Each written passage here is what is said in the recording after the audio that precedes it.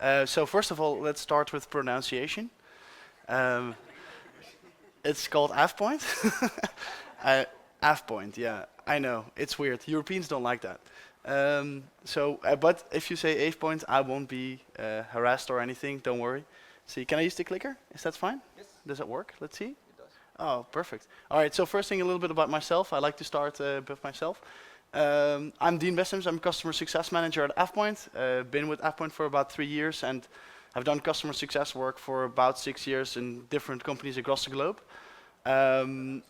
Always with a focus on adoption, customer use cases, and really making sure that our customers receive the most value from our products. So in that case, I'm not very technical. I studied communication and media, so I'm probably quite the dumbest around here. But that's okay. So I like to do these presentations with a focus on our customer cases, how we help customers and the things that we see in the market, because I strongly believe in knowledge sharing. So first of all, what is AvePoint? So AvePoint is a company, and we are the largest data management solution provider for the M365 and Microsoft platform. That still doesn't sell you very much. I know, right? But basically, we migrate, manage, and protect content. And about that last part, we're going to talk a little bit more today. And for protection, we're talking about retention, we are talking about backups, we're talking about disaster recoveries. Some cool tidbits about us. We have about 17 million cloud seats protected, which is quite a bit, and we have 320 petabytes, and it's almost 350 now, of managed customer data in our storage. So we are one of the largest Azure consumptors in the world, which is pretty cool, so Microsoft can thank us. And basically, we have data centers all over the world. So wherever you are, we can protect you, we can help you. And first, today, I have 2 topics to discuss with you. First of all, we're going to talk about the shared responsibility model in the cloud. And after that, we're going to talk about storage consumption in the obviously generative AI as well. So start on with the shared responsibility model in the cloud. Who of you have seen this chart? Can I see by the show of hands? That's 1, 2, 3, 4. Ooh, you're getting like 1. All right. So about 25% of you have seen this. If you look at Microsoft Learn, I would highly recommend, if we share the slides, there is also the notes in there. There's some Microsoft Learn on this. Please check it out. Basically, if you move to the cloud, this is what Microsoft will tell you. You are responsible for a couple of things, and Microsoft will be responsible for the other, and some of them are mixed responsibility. Now, this makes it very interesting, because the majority of customers we speak to, as soon as they move to M365, they're like, great, Microsoft takes care of everything. No, unfortunately not. And as you can see, there's actually quite a lot not protected. Basically, the way you can remember this, the easiest is cloud providers are responsible for the security of the cloud, and you are responsible for the security in the cloud. That means that in this example, we are going to talk about information and data. If you have M365, you have data, you have to protect that. Don't worry.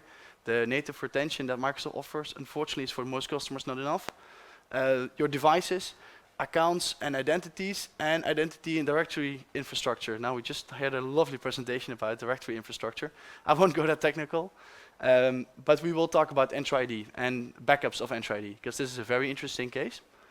So, for the ones who don't know EntraID, it used to be called Azure Active Directory, which I think was an easier way, but you know, EntraID is also here.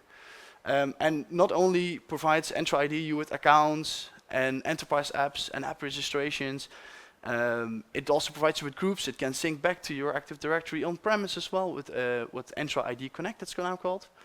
Basically, EntraID is the phone book of your organization for a lot of companies. And that also means that it hosts a ton of identities. Identities of groups, it hosts identity of applications, and it hosts identities of users and devices. And this is quite important. Why? Because we have to protect this. So what have we seen from our fields as well? So we talked to a customer in education. It's a Dutch customer, so no worries, no Danish customers were harmed.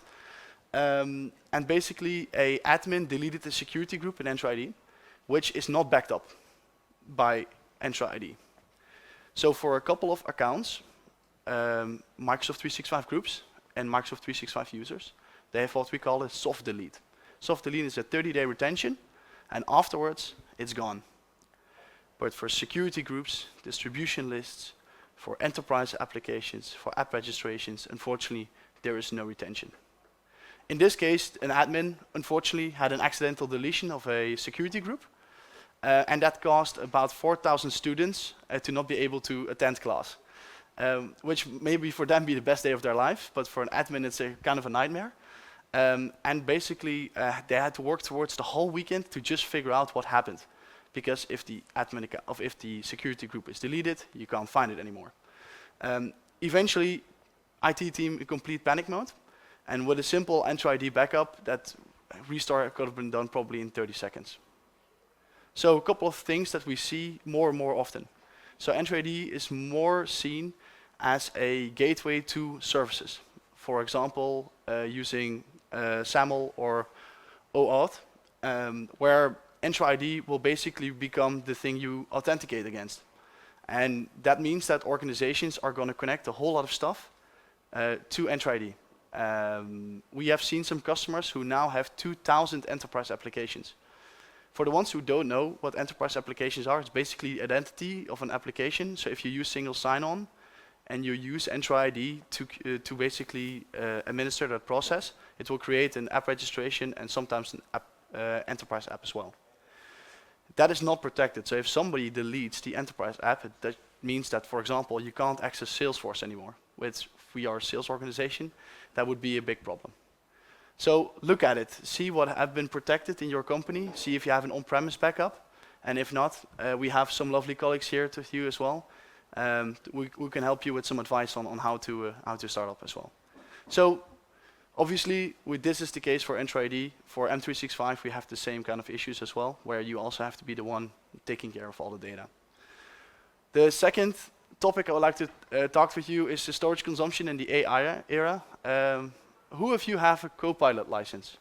If you want to share that information. Oh, it's actually quite a lot. So anyone rolled it out to the entire company? Troopers, I like it. How is that going? We're not responsible for doing it. We're just using it. And have you used it a lot, or is it like a nice to have? We use it a lot. Yeah, this is what we hear quite a lot. So obviously, we like to mention our lovely friends at Gartner. Basically, this was a report they made in 2022, and basically they said, hey, in 2025, 10% of all the data is going to be created by generative AI. I am not sure if that holds, but it is a fairly heavy trend, right? Generative AI, we have seen some discussions with Microsoft as well, that storage consumption can go up to 4 times, because generative AI generates stuff. Which means that has to be stored somewhere. And M365, unfortunately, is not free. And obviously, the second trend that we see is that the majority of our customers, but also worldwide, is that the majority of people will start moving to the cloud more. And if you want to get funding for projects, it's probably best that it's in the cloud, because that's where about 95% of your projects will be hosted. So the cloud's getting more and more responsibilities, and generative AI is adding more and more storage. So basically, what do we see? Over 300 monthly users in Teams, which is quite nice. This is an interesting one. 47% of digital workers struggle to find information. This must be a familiar thing, right? Like 1 million Teams, OneDrive, Exchange. Where did I send that email again? We create about 1.7 MB of data every second, which is insane. And in 2025, it's estimated that about 200 zettabytes of data is stored in the cloud. Quite impressive. But managing this can be difficult. And AvePoint, we are also part of a couple of institutions. One of our institutions that we are a part of is IIM. It's the International Information Management Institute. And together with them, we did a research on about, I believe, what is it, 750 business leaders, 16 countries, 10 industries. Though, truth be told, these are somewhat of more enterprise-graded customers. And basically, the findings were quite shocking. And you can read them here as well, right? 50% of an organization's data is more than 5 years old. I think that might still be a little bit of an understatement. And nearly half of the customers we spoke to had lack of any archiving retention strategies. If we put this in plain man's words, we are not going to delete everything, and we are fine with that. And I am not very fan of that. This means that we keep on piling. We move to the cloud, and we have generative AI. So those three components make a lot of our customers grow with 10, 20, 30 terabytes per month in data just in M365, right? We were talking about M365, that's kind of our thing. And at least 41% of the people we spoke to manage at least 500 terabytes worth of data just in M365. This is a massive problem because it's causing people to not find stuff, it's clogging up SharePoint search, and worst of all, it's costing you money. Again, this is a free to download report. If you ever want to have a discussion with your executives, please go ahead and download it. It's a very nice report. But I like to look at this problem. So before I went into IT, I did a lot of cooking. So I was sous chef at a restaurant. And I like to look at life when we are working from a professional kitchen. So if we look at the challenge, this is the cupboard. This is how the majority of organizations look like, right? If you ever gone to your parents, there's like instant soup from like 2007. We all know this. And then obviously we have some spices, the whole spice rack that probably doesn't taste like spice anymore. While on the other hand, this is what restaurants do, right? In the majority of European countries, we have very good hygiene protocols. So in the Netherlands, it's called HACCP. You can immediately forget about that. And basically what it determines is you have to make sure that you label your stuff. Till when is it due? How much was in there? When did we get it? And obviously the protocols, as you can't store meat and fish next to each other, you have to make sure that chicken is stored somewhere else. And as soon as it reaches a certain temperature, you have to throw it out. Very basic stuff. But how majority of companies do this is the left one. We'll just keep everything, and then as soon as something rots, then we'll just start to see where it stinks. So, how do we tackle this? For us, we look at 4 steps, and this is a very easy. In the practice, this will take a little bit more time and effort. But we look at 4 basic steps. So first of all, we have to know what's in the tenant. If we don't know what's there, we don't know what we can clean up.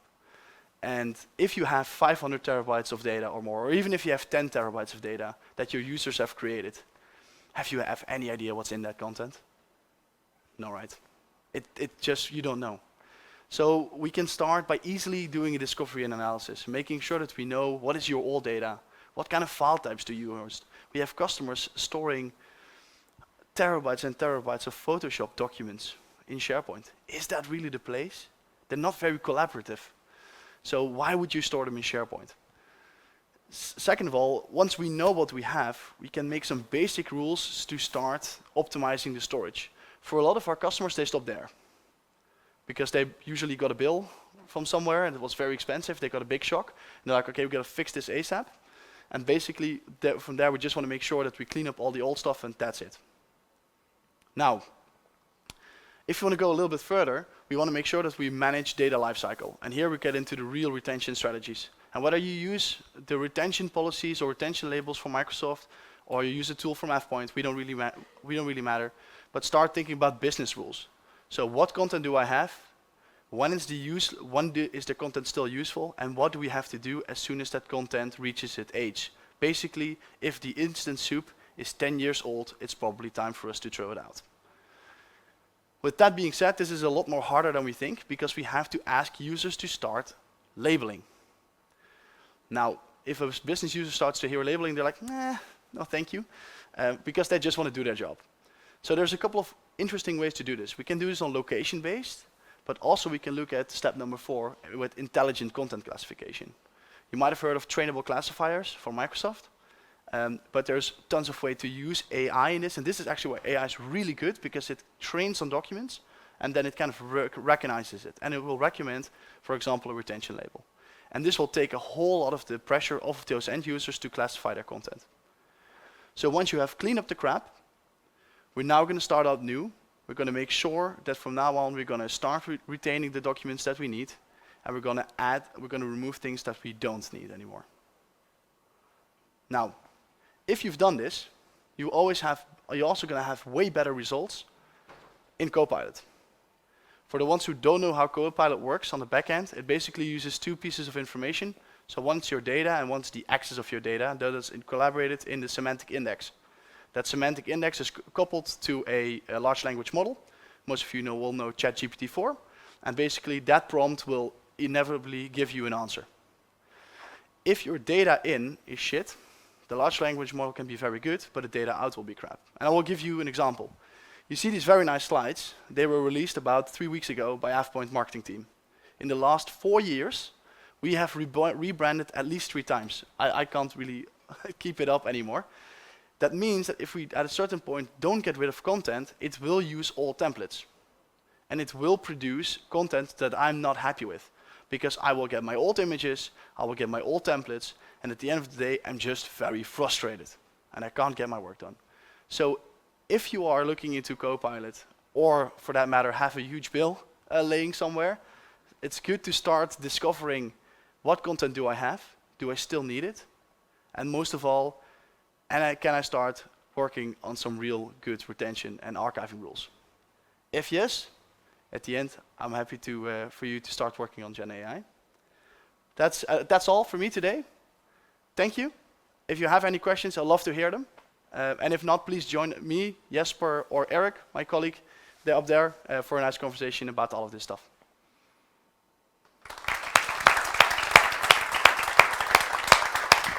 Yeah. We got time for questions. We actually got plenty of time. Yeah, it was faster You than I thought. you see the digits over there? Yeah, it's also You something got to start with. 13 minutes worth of questions. So go give it all you got. How many is considering using Copilot going forward? Is that all? So the people who want it invested in it, and for the rest it's like, yeah. Yeah. Yeah. Any other questions? Please go ahead. No, a comment. So if you have 13 minutes left for questions, that actually means you have cleaned up the garbage in your PowerPoint presentation. Very good. Thank you. Meta joke. I like that. Yeah, for sure. Does it matter the size of the Hang on. where you would Hang on. recommend certain things? Is it? Yannick? Yeah. Not the other Yannick. No? Does it work? I think it's okay. Yeah, that's good. Yeah. So Yeah.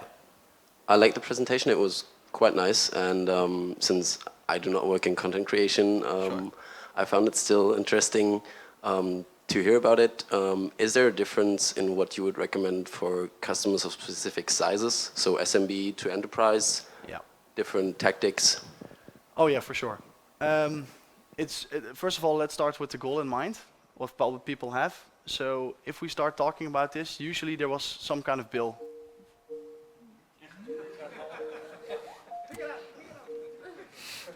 Sorry. That's cool for your live stream. So going back to your question, for the majority of customers we speak to, they start with a bill and then they have to start cleaning up. That's usually how it goes. For SMB customers, even though I would love to recommend them to go for a full information lifecycle implementation, they are probably better to start off with just cleaning up content. And then use a partner to start working on an implementation. If you don't have the resources internally, these are quite like retention, but also sensitivity labels.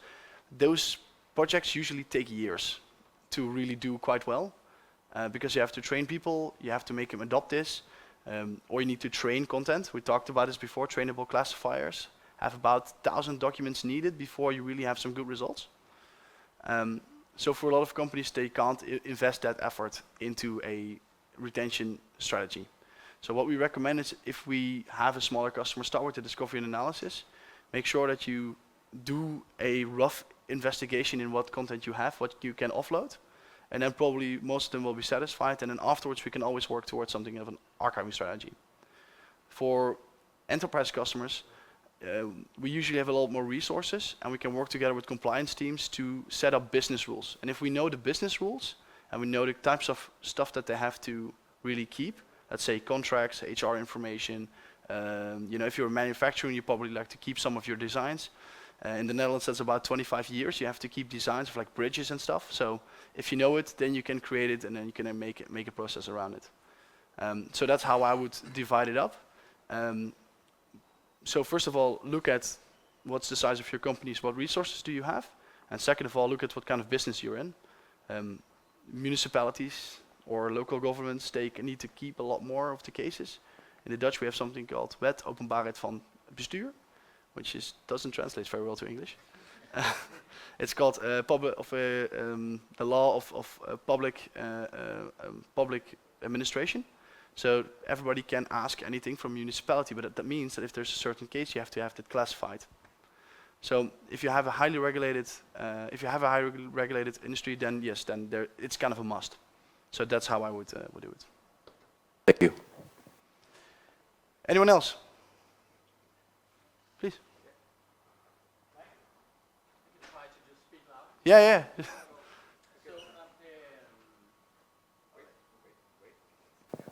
Thanks.